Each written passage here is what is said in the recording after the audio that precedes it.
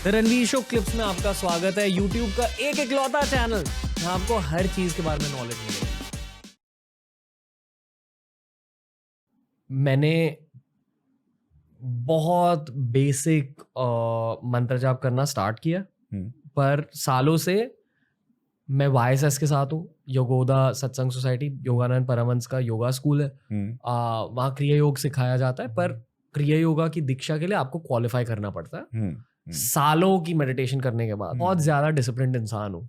ठीक है, अभी 8 सालों से हर हफ्ते मिनिमम 3 वीडियो रिलीज कर रहे हैं। मतलब डिसिप्लिन है मेरे में, पर मैं वहाँ डिसिप्लिन नहीं मेंटेन कर पा रहा था। 2.5 घंटे के बदले मैं 1.5 घंटे तक कर लेता हूँ इजिली। पता नहीं क्यों नहीं कर पाता। और मेरी चाहत है फिर भी कि मुझे दीक्षा लेनी है क्रिया योग के लिए। अगर आपको सच में क्रिया योग की दीक्षा चाहिए तो आपको अपनी लाइफ को क्लीन अप करने की ज़रूरत होती है। बहुत देर पहले, 5-6 साल पहले मैंने नॉनवेज छोड़ा था, अल्कोहल छोड़ दिया, पार्टिंग छोड़ दी। फिर इवेंचुअली अगर आपने जंक फूड भी छोड़ दिया तो आपकी साधना को और ज़्यादा बेनिफिट्स मिलते हैं। फिर लाइफ में मुझे बहुत सारे तंत्र उपासक मिले और मैंने ये देखा कि कुछ लोग अल्कोहल भी पीते हैं, कुछ लोग स्मोक भी करते हैं, कुछ लोग नॉनवेज भी खाते हैं। फिर पता चला कि अच्छा, मतलब ये लोग, इन लोगों का भी एक ही लक्ष्य है जिसका नाम है मोक्ष निर्वाणा। मेरे स्कूल में भी एक ही लक्ष्य है जिसका नाम है मोक्ष निर्वाणा, पर स्पोर्ट अलग है, टेक्निक अलग है। एक में आप योगी का पाथ ले रहे हो जहां आपको अपनी बॉडी को साफ करनी है, और एक में आप बेसिकली रिचुअल्स कर रहे हो और अलग टाइप की साधना कर रहे हो। और शायद आई वुड इवन से हल्के से डार्कर पाथ है। क्या मैंने कुछ सही कहा है, कुछ गलत कहा है आपके अकॉर्डिंग? नहीं नहीं, बिल्कुल सही है हर पथ। और ये सनातन धर्म की सुंदरता ये है, एक और ऐसा पथ है जहां प्याज लहसुन खाने भी वर्जित है और आपको नहीं खाना चाहिए अगर आपको उस प्रकार की साधना करनी है। दूसरी ओर ऐसा है जिसमें मांस और मदिरा का भी प्रयोग होता है। जिस प्रकार से 12 ही देवी हैं, तो एक हाथ में मछली पकड़े हुए हैं जी, जो प्रसाद की तरह है, तो वो देवी के हाथ में ही मछली है। तो एक संप्रदाय ऐसा है, दूसरा संप्रदाय जो बिल्कुल सात्विक है। तो देखिए, जो 3 गुण हैं, सात्विक है, राजसिक है, तामसिक है, हमारे यहाँ साधना पद्धति हर भूमि से उठाने की है। आप कैसा भी हो, हर चीज को अल्टीमेटली मोड़ देंगे वो मोक्ष की ओर और उस पथ की ओर, यानी साधना की ओर। मोक्ष बहुत दूर की बात है, कई जन्मांतरों की बात है, परंतु साधना की ओर वो मोड़ देंगे। इससे अंतर ही नहीं पड़ता कि आप इस पथ के हैं या आप उस पथ के हैं। पर क्या वेजिटेरियन होने से ज्यादा स्पीड मिलती है ये जर्नी में? अधिकतर संप्रदायों में मिलेगी। पर कुछ ऐसे संप्रदाय हैं जिसमें ठीक उल्टा भी सच है। मतलब आप नॉनवेज? हाँ, प्रसाद का पाठ देखिए, 2 इसमें सिद्धांत हैं। आप अपने प्लेजर के लिए, आयुर्वेद का मैं एक सिद्धांत बताता हूँ। आयुर्वेद 2 सिद्धांत की बात करता है। हिंसा, किस प्रकार की हिंसा है? एक है काम हिंसा और एक है धर्म हिंसा। काम हिंसा क्या है, धर्म हिंसा क्या है? आप शिकारी हैं, आप जंगल गए और आपका काम ही है शिकार करके अपना पेट भरना और अपने बच्चों को पेट भरना। इसको धर्म हिंसा बोला गया है। इसको करने से आपका कर्म तो है, परंतु ऐसा जो हमारा पाप नहीं है कि क्योंकि आप अपना पेट भरण पोषण के लिए कर रहे हैं। दूसरा, आप रेस्टोरेंट जाते हैं केवल एंजॉय करने के लिए, आप नॉनवेज ऑर्डर करते हैं। इसको आयुर्वेद में काम हिंसा बोला गया है, जो प्लेजर के लिए कर रहे हैं। काम हिंसा को नीचे माना गया। आयुर्वेद प्रोहिबिट नहीं करता। आयुर्वेद में डूज एंड डोंट्स ऐसे नहीं है। वो अगर आप ऐसा कर्म करेंगे तो उसका ऐसा फल है, ऐसा कर्म करेंगे तो उसका ऐसा फल है। तो आयुर्वेद ये नहीं कहता। कुछ लोग शॉक हो जाते हैं उत्तर भारत में, नॉर्थ इंडिया में खासतौर से, कि अरे आयुर्वेद मना नहीं करता नॉनवेज को। नहीं, आयुर्वेद ना रिकमेंड करता है ना मना करता है। तो काम हिंसा जो है वो उसको नीचे माना गया है। धर्म हिंसा फिर भी ठीक है। तो नॉनवेज के बारे में ये है, वैष्णव संप्रदाय और वैष्णव से जो संबंधित संप्रदाय हैं, कृष्ण की अगर आप भक्ति करते हैं, श्री राम की अगर आप भक्ति करते हैं, तो लगभग निश्चित आपको यह कोई भी काम नहीं करना चाहिए। मदिरा नहीं, लिकर नहीं, नॉनवेज नहीं, या बिल्कुल नहीं करना चाहिए। पर कुछ ऐसे संप्रदाय हैं जिसमें ये होता है, परंतु ऐसा नहीं होता है कि आप इसमें इंडल्ज कर रहे हैं। बहुत प्रसाद की तरह होता है। जैसे काल भैरव के बहुत सारे जो मंदिर पूरे देश में है, तो उनको मदिरा चढ़ाई जाती है, पर वो इस दृष्टि से चढ़ाई जाती है। देखिए, हमारे एक ऐसे देवता हैं जो आपको ये बोलेंगे कि आप बिल्कुल सात्विक बन के मेरी आराधना करें। दूसरे देवता हैं ऐसे होंगे जो कहेंगे कि मैं सब धारण कर लूंगा। जो भी तुम्हारा विकार है वो मुझे दे दो। तो भैरव आपका विकार ले लेते हैं। तो आप मदरा चढ़ाते हैं इस कारण से कि अल्टीमेटली अंततः मैं इससे पार पा जाऊं, मैं इसका बंदी ना बनूं। और Bhairav is capable of taking it all on. Shiv का ही स्वरूप है, हनुमान भी शिव का स्वरूप है, जो बिल्कुल ही सात्विक है। हाँ, अगर आपको हनुमान जी की भक्ति करनी है तो यह सब अगर आप करके साधना करने का प्रयास करते हैं तो बहुत उल्टा भी उसके ऊपर प्रभाव पड़ सकता है। परंतु भैरव की साधना में यह सब अलाउड भी है। तो यह सनातन धर्म की वृहत्ता है, कितना वाइड है, उसकी रेंज इतनी वाइड है। आपकी साधना पद्धति कैसी भी हो, आपको वो एक स्थान पर ले जाएंगे। सॉरी यार, आपका पॉडकास्ट का फ्लो तोड़ दिया, पर मैं बस ये कहना चाहता हूँ, firstly thank you for supporting us through out the years. Secondly, हमने एक नया इनिशिएटिव स्टार्ट किया जिसका नाम है बियर बाइसेप्स स्किल हाउस। इसकी इंटेंशन ये है कि भारत की अपस्किलिंग जर्नी में हम अपना थोड़ा सा योगदान दे दें। हम लेकर आए आपके लिए कमर्शियल एडिटिंग का कोर्स, क्योंकि ये है बियर बाइसेप्स टीम का कोर स्किल सेट। बहुत सारे अपस्किलिंग कोर्सेज आ रहे हैं, तो at least check out Beer Biceps skill house, follow our YouTube channel, follow our Instagram page. But for now enjoy this episode of TRS। पता है, लोग इस लॉजिक की वजह से ज्यादा नॉनवेज खाने लगते हैं। हाँ। और जब मैं लोग शब्द का प्रयोग कर रहा हूँ, मैं खुद के बारे में बात कर रहा हूँ। कॉलेज में मैंने पढ़ा था कि बंगाल में प्रसाद दिया जाता है, तो मैं खुद को जस्टिफाई करता। पर आप अपने आप से पूछिए, आप किस लिए ऐसा कर रहे हैं? आप अपने प्लेजर के लिए कर रहे हैं, तो फिर उसमें यह एक्सक्यूज भी नहीं लेना चाहिए।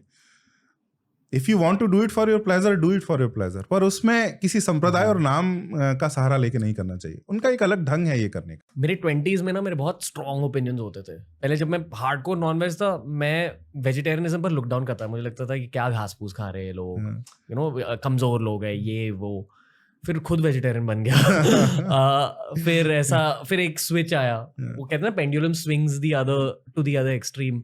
तो फिर मैं नॉनवेज पर बहुत लुक डाउन करता कि ये क्या यार, अब जानवरों को मार रहे हैं, जानवर इतने दर्द से गुजर रहे हैं। अब एज के साथ पता चला कि हर किसी की बॉडी अलग होती है, हर किसी की कहानी अलग होती है, हर किसी के नीड्स अलग होते हैं, और हर किसी की आध्यात्मिक जर्नी भी अलग होती है। किसी को उनके खाने के बारे में बताना नहीं चाहिए, वो बहुत पर्सनल चॉइस होती है। उन्हें गाइड करना चाहिए कि आयुर्वेद ये कहता है, शास्त्र ये कहता है।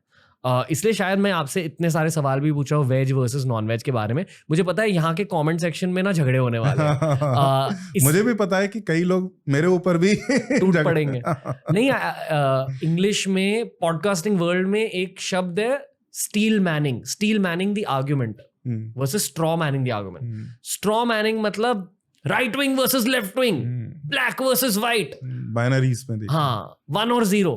स्टील मैनिंग मतलब देखो मेरी राय ये है, आपकी राय क्या है, अलग है ना राय, अच्छा बताओ, ताकि हम दोनों जान सके कि हमारे बीच का सत्य क्या है या असली सत्य क्या है।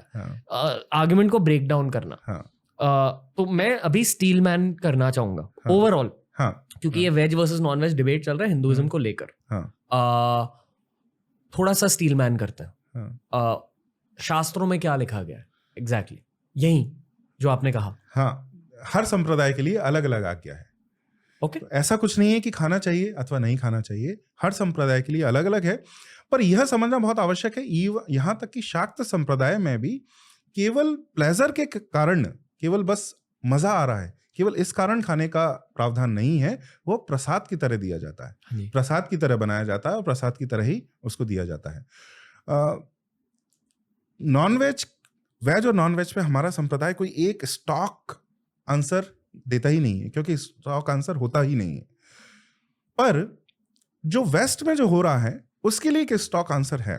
जिस तरह की इंडस्ट्रियल फार्मिंग एनिमल्स की वेस्ट में हो रही है, जिस क्रुएलिटी, जिस बर्बरता की हद तक, स्तर तक वे पहुंच गए हैं, उसमें कोई संदेह नहीं है, वह ईविल है।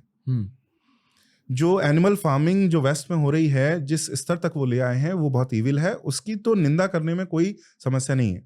वीगन्स, बहुत लोग कहते हैं बहुत इरिटेटिंग होते हैं, जो होते भी हैं, बड़े थॉट से बड़े वायलेंट होते हैं।